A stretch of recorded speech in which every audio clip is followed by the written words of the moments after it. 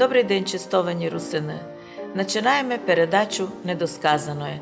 З вами я, Олена Копинець-Барта і отець Димитрій. Добрий день! Добрий день, дай Боже всім нашим братям і сестрам. Тема нинішньої передачі – Тилявська схизма і статус су юріс. Возвращення у 1926 році лемков-русинов у православії було названо терміном католицької історіографії як Тилявська схизма. Що ми, русини подкарпатські, знаємо про це. Тилявський розкол або Тилявська схизма – термін католицької історіографії. Він означає переход частини лемків-русинів, котрі проживали на території днішньої Руси і Подкарпатського, Малопольського воєводства, тоді у Польщі, із католицької унії у своє древнє православ'я. Оті події названі іменем села Тилява. У 26-му році зібралося собрання лемків-русинів, об'явивши про свій переход у православ'я. Так от, інтересний варіант. Через 8 років тут переход був настільки активний, люди переходили цілими селами, як то було і на Підкарпатській Русі, що десятки сіл цілими селами переходили у православ'я. Наприклад, у нас таке село Золотарьово, яке у 19-20 віці мало 98% православних у селі. Тепер там мало більше процент, але майже все село. Так от, через 8 років католики, а тоді була сформована вже нова держава Ватикан, пішли на таку принуждену міру, щоб хоч як сохраняти ту релігіозну власть над русинською лемківською лемковиною і не утратити людей, то вони вирішили не впускати, як називається у історії, українствуючих священників до русинів, лемків, бо ті провокували русинів своїм українством галицьким переходити у православ'я. Тоді було спішно создано Ватиканом так називаємий Русинський апостольський екзархат Лемковини. І тоді був даний приказ замість священників з українськими поглядами служити стали настоятелі, котрі симпатизували руським православним ідеям, але цим оставалися уніятами і тормозився процес переходу русинів-лемків із унії православ'я.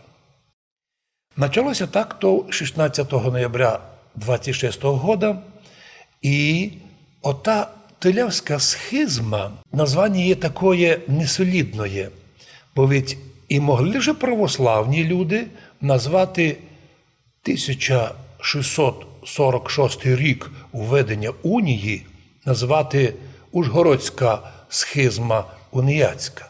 Але ми цього не робили. А вони, переводя православних в унію, це можна, а якщо уніят переходить до православних вірити, ото вже трагедія. Тисячі лемків-русинів перейшли з унії в православ'я, і донині такими залишаються. Русини-лемки направили прошення про переход із уніатської парафії у Польську православну церкву. Але польська влада не пускала сюди православного священника, як це робила позорно колись мадярська влада, котра не пускала сюди православних священиків, навіть русинів, в тому числі святого тепер Алексія, ісповідника Карпаторуського.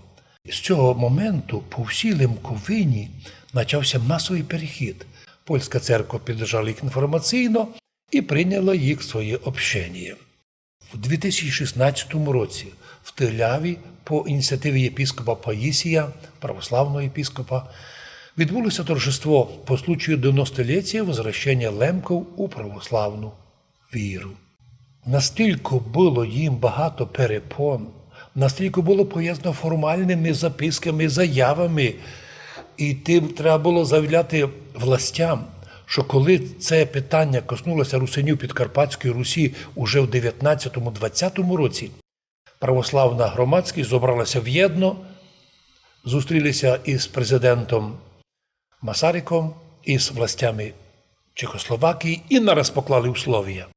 Ніякі заяви не треба робити, хто хоче сам може перейти, ніякі не треба відповідні умови, не треба велике число православних, маленька громада появилася, можна її реєструвати. Перейшли в православ'я, тоді по різним оцінкам 18-20 тисяч наших русинів-лемків. Сьогодні на Польщі вони продовжують молитися по православному, правда, частина лемків залишилася у греко-католицькій церкві, але вони всі вже прийняли українську ідентичність. Православні лемки-русини залишилися іменно русинами, лемками, з русинським язиком, з русинським богослуженням.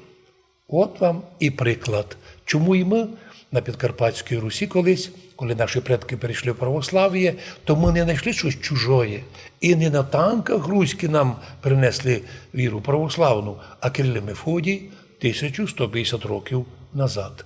От чому і в Закарпатті, і на Лемковині такі сильні підвалини основання православної віри у русинів-лемків і підкарпатських русинів, і така ж ситуація і русинів Пряшівщини. У 1983 році була створена нова Перемишлянсько-Горлицька православна єпархія. І, що цікаво, сьогодні, недавно, влада Горлиць назвала головну вулицю міста Горлиць в честь канонізованого там святого преподобного Максима Сандовича. Цікаво, що про цей розкол пишуть різні варіанти. Польський варіант Віки каже, що це були політичні вимоги, були політичні проблеми. Тоді прийшли з Америки русини-лемки і, ставши православними, організовували переход у православ'я, і не може це було просто так зупинити. А от читаємо, я зачитав би український варіант Віки.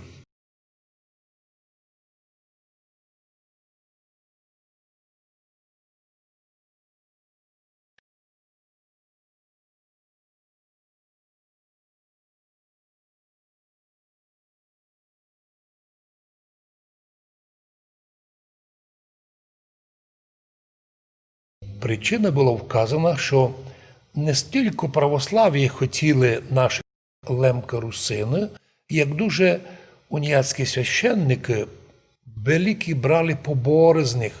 Дуже дорогі були треба було відробляти роковину, коблину. І тому саме економічні питання перевели їх в православ'я, а не така внутрішня віра серця і душі. Можна і тим згодитися. Потім казали, що провокаційно вимагали, щоб русини-лемки перестали бути русинами, а стали українцями. І це також відпугнуло тих людей від того, що в унії їх хочуть змінити їм ідентичність, і вони перейшли в православ'я. До речі, уже 20 останніх років русини на Словаччині прямо плачуть, публічно плачуть, робіть щось, бо греко-католицька церква на Словаччині безбожно асимілює русинів, словакизує. Це офіційно було сказано многократно на русинських з'їздах і у пресі. Нічого не змінилося. Словакизація русинів продовжується.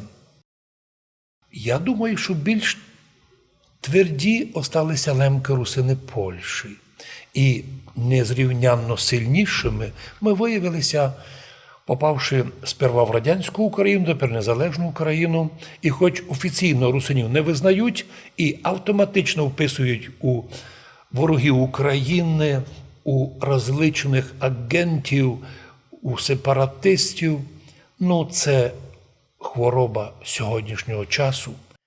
За це дуже будуть колись ганьбитися творці антирусини сьогоднішніх заяв, бо і мене судили, тягали 4 роки по українським судам, а суддя взяв непідсудне рішення впровадження, а прокурор до того, що зробило СБУ, слова не дописав, що стряпали у СБУ, то й він і згодився над тим.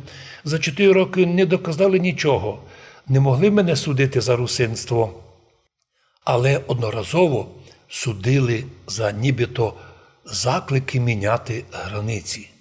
От як навчилися. І от недавно на форумі у нас були гості із Києва і Львова, то коли вони отримали відповідь нашу, що вони пишуть в інтернеті?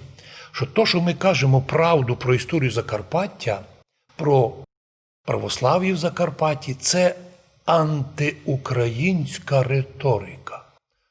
От як по-фарисейськи знають перекручувати. Слухають правду, вона їх палить, душить. Це антиукраїнська риторика. Ні. Правда завжди правда. Правда завжди є правда. Що як у Теляві був не схизма, не розкол, а повернення в православ'я. Отже, знання історії заставляє нас і сказати завжди правду, але ту правду ми кажемо не для конфлікту, а для того, щоб, по-перше, наші опоненти знали, чим ми обладаємо. А друге, що ми і сьогодні кажемо, ну, вже люди самі вирішили, хто буде православний, хто греко-католик, хто пішов в унію, а хто, який був ніякий, так і остався ніякий. Просимо Господа, щоб допоміг нам, русинам Закарпаття, як і лемким русинам у Польщі, як пляшівським русинам, показати високий рівень культури церковної, духовної, національної, лінгвістичної, історичної, архітектурної, і вмісті з тим бути добрими і мирними громадянами у своїх державах, щоб показати приклад дійсно високого європейського рівня співжиття між релігіями, народами і различними традиціями, культурами, архітектурами, бо до того нас призвав Господь. На цьому передача недосказаної завершена. Будьте здорові! Будьте здорові і з Богом!